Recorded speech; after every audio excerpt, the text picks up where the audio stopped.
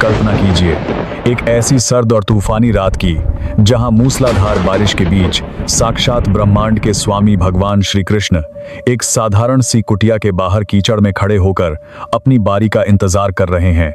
यह भावुक घटना है भक्त पुंडलीक की, जो शुरुआत में एक बेहद कठोर और अहंकारी पुत्र था।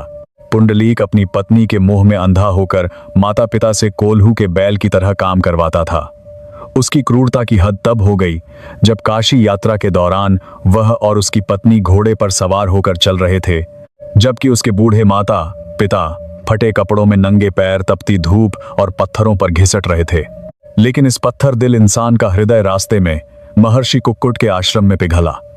आधी रात को पुंडलीक ने देखा कि गंगा और यमुना जैसी पवित्र नदियां मैले कपड़ों में आकर आश्रम में झाड़ू लगा रही हैं।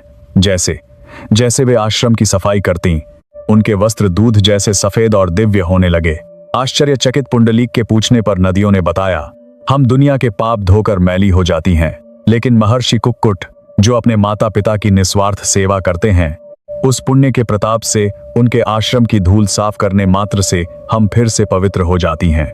यह सुनते ही पुंडलीक ग्लानि से भर गया। वह पागलों की तरह दौड़कर माता पिता के चरणों में गिर पड़ा और फूट फूट कर रोने लगा। उसने तीर्थ यात्रा वहीं छोड़ दी और माता पिता को घर लाकर उसी को मंदिर बना लिया। वह रोज उनके पैर धोता, अपने हाथों से खिलाता और रात भर उनके थके शरीर की मालिश करता।